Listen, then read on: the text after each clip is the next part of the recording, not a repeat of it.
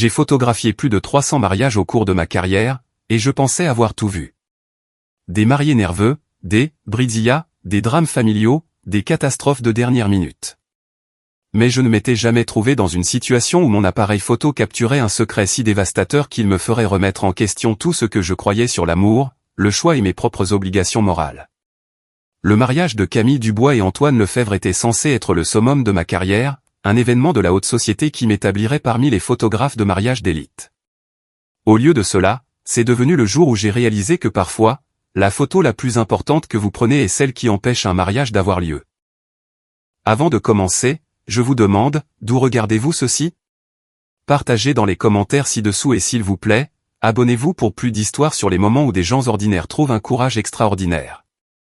Maintenant, laissez-moi vous ramener à ce matin de printemps parfait où j'ai appris que parfois, les plus beaux mariages cachent les plus laids secrets. Je m'appelle Léo Martin, et je suis photographe de mariage depuis 8 ans. Je suis tombé dans la profession presque par accident. J'étais un photojournaliste indépendant qui luttait pour joindre les deux bouts quand une amie m'a demandé de photographier son mariage pour lui rendre service. J'ai découvert que j'avais un don pour capturer les moments intimes qui rendent chaque mariage unique, le rire nerveux d'un marié voyant sa promise pour la première fois, les larmes dans les yeux d'un père accompagnant sa fille à l'autel, la joie pure sur les visages d'un couple lorsqu'ils sont déclarés mari et femme. La photographie de mariage est devenue more qu'un simple travail pour moi. C'était une célébration de l'amour sous toutes ses formes. J'avais photographié des mariages sur la plage et des mariages dans des granges, des cérémonies élaborées à l'église et des rassemblements intimes dans des jardins. Chacun m'a appris quelque chose de nouveau sur les infinies façons dont les gens choisissent d'engager leur vie l'un envers l'autre. Le mariage Dubois-Lefèvre était différent de tout ce que j'avais fait auparavant.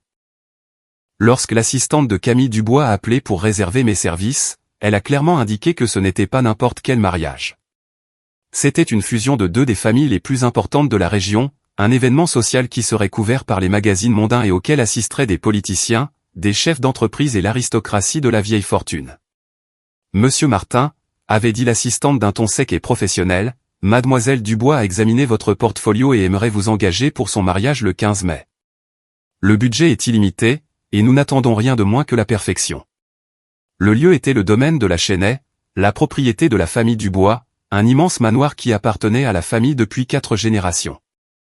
Quand je suis arrivé pour la consultation pré-mariage, j'ai été frappé par l'opulence pure de l'endroit, des jardins entretenus qui semblaient sortis d'un conte de fées, une salle de bal pouvant accueillir 500 invités, et suffisamment de personnel pour faire fonctionner un petit hôtel. Camille Dubois était tout ce que l'on attend d'une mariée de la haute société, 26 ans, d'une beauté époustouflante, avec le genre de prestance et d'élégance qui vient d'une vie passée dans les pensionnats et les galas de charité. Elle a été polie pendant notre rencontre, répondant à mes questions sur le calendrier et sa vision pour les photos, mais il y avait quelque chose de distant en elle, comme si elle suivait les mouvements plutôt que de planifier le plus beau jour de sa vie. Qu'est-ce qui est le plus important pour vous en termes de photographie, ai-je demandé, une question qui incitait généralement les mariés à s'illuminer en parlant de la capture de leur histoire d'amour. Mon père veut une documentation complète de l'événement, dit-elle avec soin. Chaque invité, chaque moment, chaque détail. Ce mariage représente l'union de deux familles importantes, et les photographies doivent refléter cette importance. C'était une façon étrange de parler de son propre mariage. Clinique, presque commercial. La plupart des mariés parlaient de vouloir capturer leur joie, leur amour, l'émotion de la journée. Camille en parlait comme d'une fusion d'entreprises.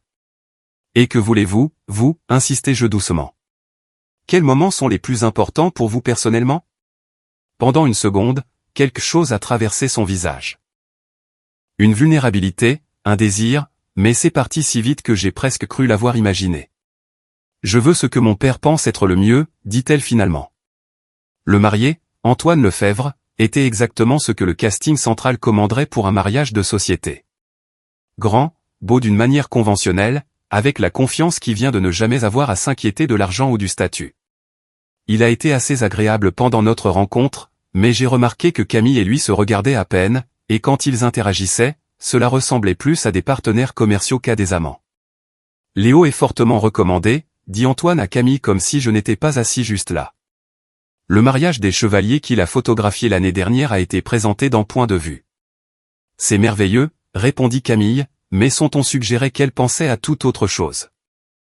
Je suis parti de cette première rencontre avec un étrange sentiment dans l'estomac. En 8 ans de photographie de mariage, j'ai développé un sixième sens pour les couples. Je pouvais généralement dire en quelques minutes si j'avais affaire à une histoire d'amour ou à une catastrophe en attente. Le mariage Dubois-Lefebvre ne ressemblait ni à l'un ni à l'autre. On aurait dit une performance, mal répétée. Le matin du mariage s'est levé parfait. Ciel clair, une brise douce, le genre de journée qui rend les photographes reconnaissants pour leur profession.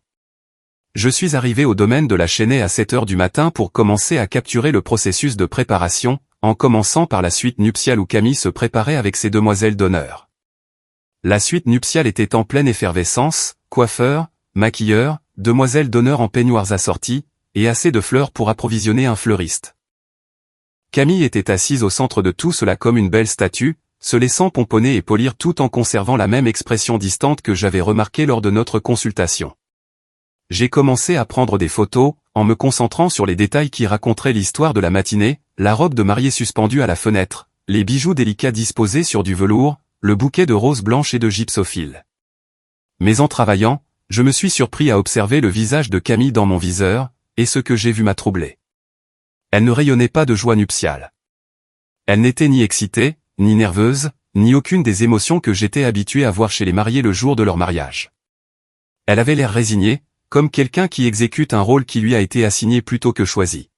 « Camille, chérie, tu dois sourire », dit l'une de ces demoiselles d'honneur, une blonde parfaitement coiffée qui semblait tout droit sortie d'un catalogue de country club. Le sourire de Camille est apparu instantanément, lumineux et magnifique et complètement vide.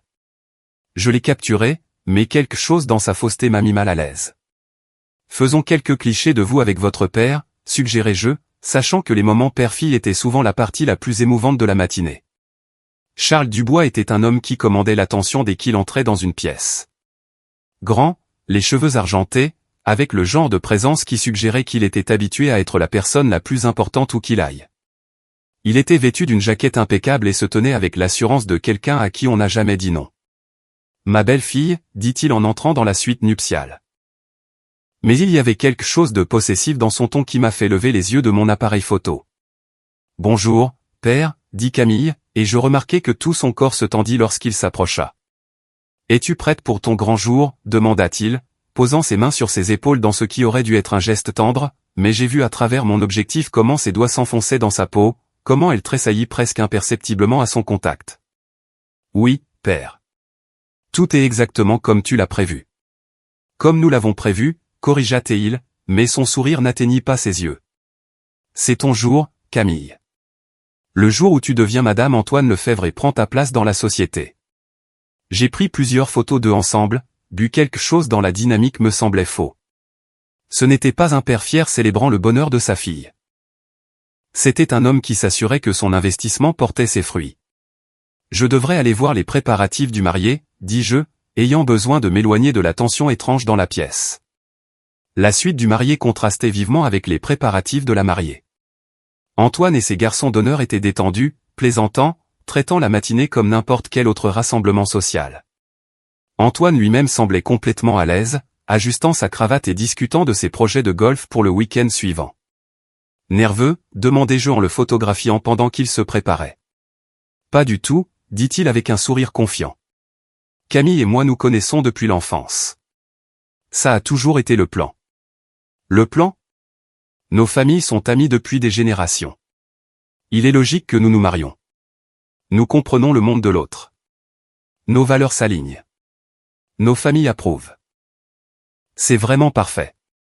Il parlait de son mariage comme on pourrait discuter d'une fusion d'entreprises, ce qui, je suppose, était le cas à bien des égards. C'est en photographiant les garçons d'honneur que j'ai rencontré Lucas Lefebvre, le frère cadet d'Antoine. Là où Antoine était conventionnellement beau et confiant, Lucas était plus discret, avec des yeux pensifs, un sourire facile et une chaleur que son frère aîné semblait manquer. « Vous devez être le photographe », dit Lucas en s'approchant de moi pendant que les autres étaient distraits.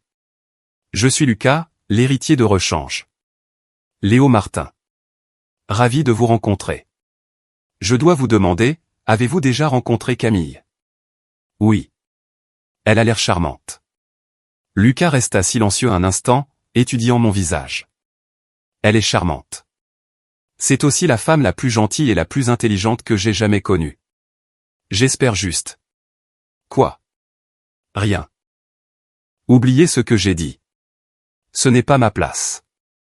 Mais l'inquiétude dans sa voix m'est restée alors que je me déplaçais entre les préparatifs de la mariée et du marié, capturant les clichés traditionnels de la préparation tout en essayant de me défaire du sentiment que quelque chose n'allait fondamentalement pas avec ce mariage parfait en apparence. C'est pendant les photos de famille avant la cérémonie que j'ai capturé l'image qui allait tout changer.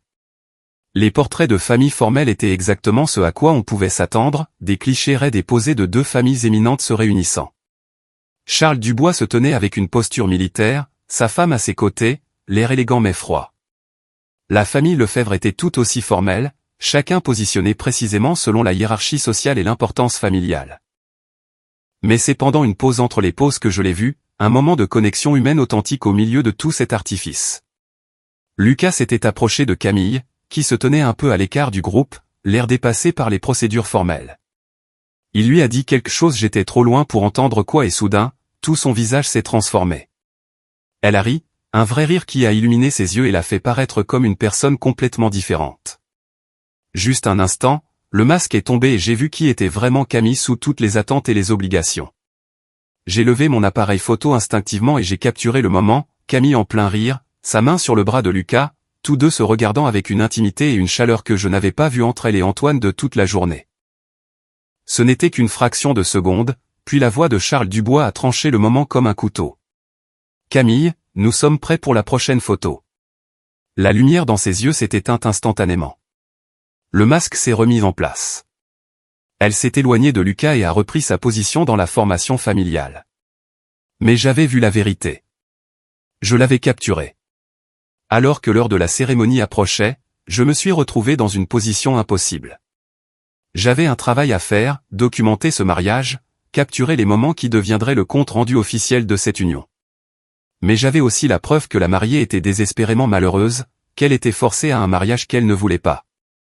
Les invités ont commencé à prendre place dans le jardin où la cérémonie devait avoir lieu. C'était un cadre à couper le souffle, des centaines de chaises blanches disposées en rangées parfaites, un autel décoré de milliers de fleurs blanches, un quatuor à cordes jouant de la musique classique. Tout était impeccable, élégant, cher. Je me suis positionné pour capturer le cortège, vérifiant mon équipement une dernière fois. Dans 30 minutes, Camille Dubois descendrait cette allée et deviendrait Madame Antoine Lefebvre, et je documenterais chaque instant. Mais je ne pouvais pas m'empêcher de penser à cette photographie, le seul moment de bonheur authentique que j'avais capturé de toute la journée, le moment où Camille avait été elle-même, pas le rôle qu'on attendait d'elle. J'ai pris une décision qui allait à l'encontre de tous mes instincts professionnels. J'ai trouvé Camille dans la suite nuptiale, seule pour la première fois de la journée. Ces demoiselles d'honneur étaient parties prendre leur place pour le cortège, et elle se tenait devant un miroir en pied, fixant son reflet avec une profonde tristesse. « Camille, dis-je doucement, ne voulant pas la surprendre. » Elle se retourna, et un instant je vis la panique dans ses yeux. « Est-ce l'heure ? Sont-ils prêts pour moi ? » Pas encore. Vous avez encore quelques minutes. J'ai fait une pause, sachant que ce que j'allais faire pourrait mettre fin à ma carrière. Je voulais vous montrer quelque chose. J'ai affiché l'image sur l'écran LCD de mon appareil photo, la photo d'elle riant avec Lucas. Elle a eu le souffle coupé en la voyant. « Pourquoi me montrez-vous ça ?» a-t-elle murmuré. « Parce que de toutes les photos que j'ai prises aujourd'hui, des centaines, c'est la seule où vous avez l'air vraiment heureuse. » Des larmes ont commencé à se former dans ses yeux. « Vous ne comprenez pas. Ce mariage. Il ne s'agit pas d'être heureuse. Il ne s'agit pas de ce que je veux. Il s'agit d'obligations familiales, de relations d'affaires, d'attentes qui sont en place depuis mon enfance. Mais que voulez-vous, Camille? Pas votre père, pas la société, pas les attentes familiales. Que voulez-vous? Elle a fixé la photo pendant un long moment, et j'ai vu quelque chose changer dans son expression. C'était subtil, mais je l'ai reconnu. C'était le même regard que j'avais capturé sur la photographie, le moment où son vrai moi avait émergé. « Je veux me sentir comme ça », dit-elle en touchant l'écran de l'appareil photo. « Je veux rire comme ça, être moi-même sans excuse, choisir mon propre chemin, alors pourquoi ne le faites-vous pas? Parce que je ne peux pas. Parce que c'est plus grand que moi. Parce que décevoir mon père, rompre ses fiançailles, abandonner tout ce qui a été prévu. Ça détruirait tout. Ou ça vous sauverait. » Elle m'a regardé avec surprise, comme si l'idée ne lui était jamais venue à l'esprit. Camille, dis-je doucement, j'ai photographié plus de 300 mariages. J'ai vu le véritable amour et j'ai vu des mariages de convenance. J'ai vu des mariées nerveuses, excitées, effrayées, dépassées. Mais je n'ai jamais vu une mariée qui avait l'air de marcher vers sa propre exécution. C'est ce que je ressens, a-t-elle murmuré. Alors ne le faites pas, je ne peux pas simplement. Je ne peux pas simplement ne pas me présenter. Il y a 300 invités là-bas. La cérémonie est sur le point de commencer. Alors, présentez-vous. Descendez cette allée. Mais quand le célébrant demandera si vous prenez Antoine pour époux, dites la vérité. Elle me fixa comme si je lui avais suggéré de se faire pousser des ailes et de s'envoler. Je ne peux pas faire ça. Le scandale, l'embarras, les conséquences. Points seront temporaires. Mais épouser quelqu'un que vous n'aimez pas, vivre une vie qui n'est pas la vôtre, c'est permanent. Un coup à la porte nous interrompit. Camille, c'était la voix de son père. C'est l'heure. Elle me regarda une dernière fois, puis la photographie sur l'écran de mon appareil photo. Quelque chose dans son expression s'est durci, non pas avec résignation, mais avec résolution. Merci, dit-elle doucement. Le cortège a commencé exactement à l'heure. Les demoiselles d'honneur ont descendu l'allée en formation parfaite, suivies par la bouquetière et le porteur d'alliance. Le quatuor à cordes a commencé la marche nuptiale, et 300 invités se sont levés.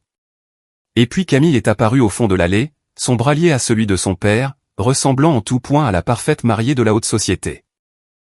Mais j'observais son visage à travers mon téléobjectif, et je pouvais voir quelque chose de différent dans son expression, une détermination qui n'était pas là auparavant. Elle a descendu lentement l'allée, ses pas mesurés et délibérés. Charles Dubois rayonnait de fierté à ses côtés, saluant de la tête des invités importants à leur passage. Antoine attendait à l'autel avec un sourire confiant. Quand ils ont atteint l'autel, Charles Dubois a soulevé le voile de sa fille et l'a embrassée sur la joue. « Je suis fier de toi », a-t-il murmuré, assez fort pour que mon microphone le capte. « Je sais, père, mais je suis sur le point de faire mes propres choix maintenant. » Il a eu l'air confus mais a reculé pour prendre sa place alors que Camille rejoignait Antoine à l'autel. Le célébrant, un homme distingué qui avait probablement officié à des dizaines de mariages de la société, a commencé la cérémonie avec les mots traditionnels, « Cher bien-aimé, nous sommes réunis ici aujourd'hui pour assister à l'union de Camille Dubois et Antoine Lefebvre dans les liens sacrés du mariage. » J'ai continué à photographier, mais mon cœur battait la chamade. Je n'avais aucune idée de ce que Camille allait faire, mais je pouvais voir la tension dans sa posture, la façon dont ses mains tremblaient légèrement en tenant son bouquet. La cérémonie s'est déroulée normalement à travers les lectures et l'échange des alliances.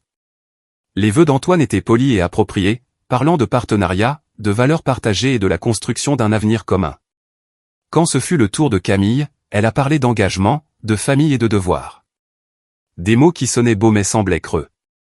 Et puis vint le moment de vérité.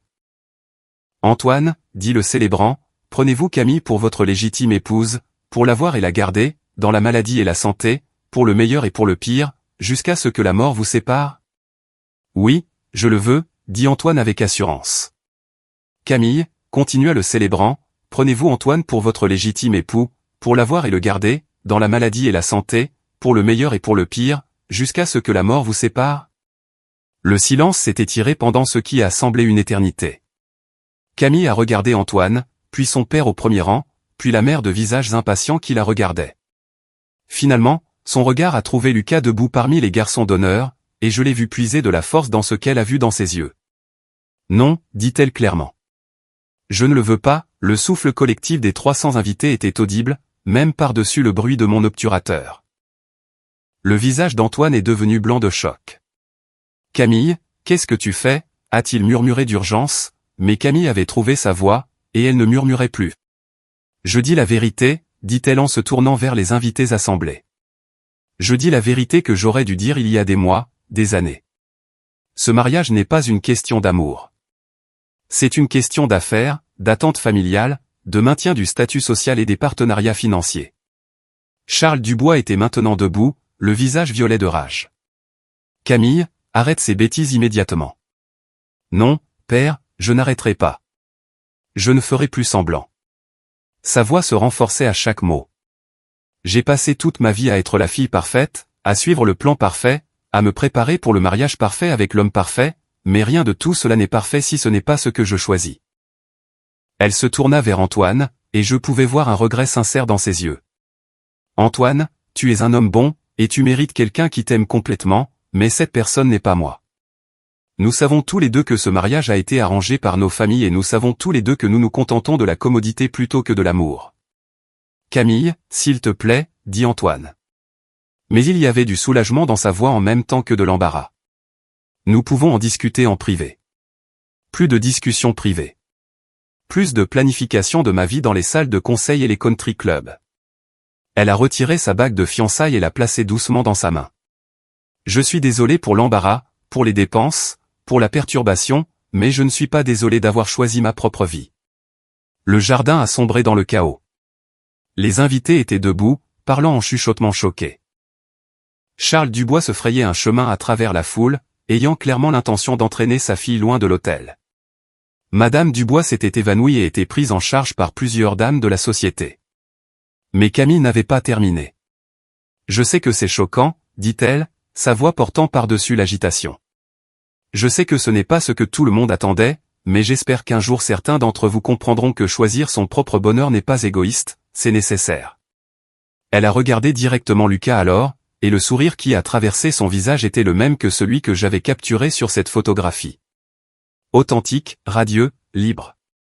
Et j'espère que lorsque je me marierai un jour, ce sera avec quelqu'un qui me fait rire, qui voit qui je suis vraiment, qui m'aime pour moi-même plutôt que pour ce que je représente. Sur ce, elle a ramassé sa robe et a remonté l'allée, non pas comme une mariée marchant vers son avenir, mais comme une femme marchant vers sa liberté. Les conséquences ont été tout ce que l'on peut attendre d'un scandale de cette ampleur. Charles Dubois était apoplectique, menaçant de poursuites judiciaires et de ruines sociales. La famille Lefebvre était mortifiée mais essayait de maintenir sa dignité. Les invités fuyaient la scène ou se regroupaient pour disséquer ce dont ils venaient d'être témoins. J'ai continué à tout photographier, sachant que ces images raconteraient une histoire différente de tous les albums de mariage que j'avais jamais créés. Mais le moment le plus important est venu alors que Camille atteignait le fond du jardin. Lucas s'était détaché du cortège et marchait vers elle, son visage plein d'inquiétude et de quelque chose qui ressemblait beaucoup à de l'amour. « Camille » a-t-il appelé. Elle s'est arrêtée et s'est retournée, et quand elle l'a vu approcher, son visage s'est illuminé de ce même sourire radieux. « Est-ce que ça va » a-t-il demandé en l'atteignant.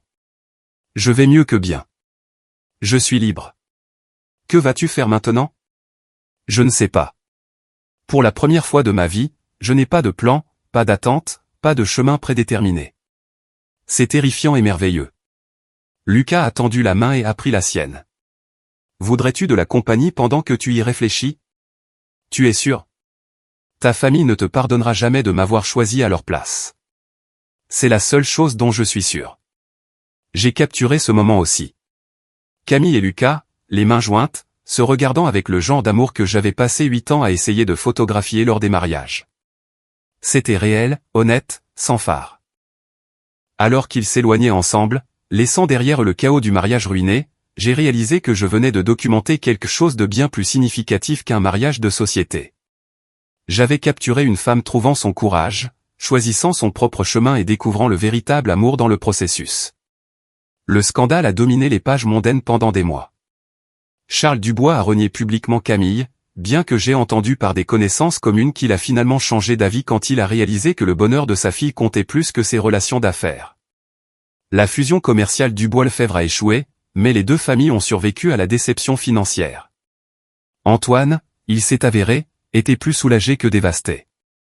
En 6 mois, il sortait avec une femme qu'il avait rencontrée dans son country club, quelqu'un qui partageait ses intérêts et ses valeurs et qui voulait réellement l'épouser.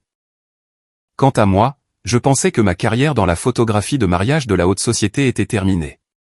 Qui engagerait le photographe qui avait encouragé une mariée à s'enfuir à l'hôtel ? Mais je me trompais. La nouvelle s'est répandue, et j'ai commencé à recevoir des appels d'un autre type de clients, des couples qui voulaient un photographe qui se souciait plus de capturer la vérité que de maintenir les apparences. Mon entreprise a en fait grandi, et je me suis retrouvé à travailler avec des gens qui valorisaient l'authenticité plutôt que la perfection. 1 an après le mariage Dubois-Lefebvre qui n'a jamais eu lieu, j'ai reçu un appel inattendu. Léo, c'est Camille. Camille Dubois. Enfin, en fait, bientôt Camille Dubois-Lefebvre, mais pas de la manière que tout le monde attendait. Camille, comment allez-vous? Je vais merveilleusement bien. Vraiment merveilleusement. Et j'appelle parce que Lucas et moi nous marions le mois prochain, et nous aimerions beaucoup que vous photographiez notre mariage. Je serais honoré. Ce ne sera rien de tel que le dernier mariage que vous étiez censé photographier pour moi. Nous le faisons dans le jardin de Lucas. Peut-être 50 invités. Très simple et décontracté, mais ce sera réel cette fois. Ce sont les meilleurs types de mariages à photographier. Le mariage de Camille Dubois et Lucas Lefebvre était tout ce que le premier n'était pas, petit, intime, joyeux et absolument authentique. Camille portait une simple robe blanche qu'elle avait achetée en magasin. Lucas portait un costume qu'il possédait déjà, et ils ont échangé des vœux qu'ils avaient écrits eux-mêmes.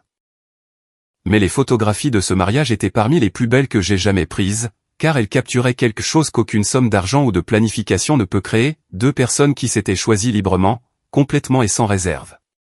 Sur ma photo préférée de ce jour-là, Camille est en plein rire, la tête renversée en arrière de pure joie, tandis que Lucas la regarde avec une expression d'émerveillement et d'amour. C'est le même bonheur authentique que j'avais capturé sur cette première photographie, celle qui lui avait donné le courage de choisir son propre chemin. Cette photo est maintenant encadrée dans mon bureau. Un rappel que parfois, la chose la plus importante qu'un photographe puisse faire n'est pas seulement de capturer ce qui se passe. C'est d'aider les gens à voir qui ils sont vraiment. Camille et Lucas sont mariés depuis 3 ans maintenant. Ils vivent tranquillement, loin des projecteurs de la société qui avaient autrefois défini la vie de Camille. Ils sont heureux d'une manière qui n'a rien à voir avec le statut social ou l'approbation familiale et tout à voir avec le choix qu'ils ont fait de construire une vie basée sur l'amour plutôt que sur les attentes. Et chaque année, à leur anniversaire, ils m'envoient une photo, pas une photo professionnelle, juste un simple cliché d'eux deux ensemble, toujours en train de rire, toujours en train de se choisir, toujours libres. Une histoire absolument puissante sur le courage de choisir son propre chemin et les façons inattendues dont la vérité peut nous libérer. Que pensez-vous de la décision de Léo de montrer cette photo à Camille avant son mariage? Faites-nous part de vos réflexions dans les commentaires ci-dessous. Si vous avez été ému par cette histoire incroyable sur le courage de choisir l'amour plutôt que l'obligation, veuillez montrer votre soutien en cliquant sur le bouton j'aime et assurez-vous de vous abonner pour plus d'histoires inspirantes qui célèbrent la connexion humaine authentique. N'oubliez pas de cliquer sur la cloche de notification pour ne jamais manquer une mise en ligne. Merci d'avoir regardé et à la prochaine.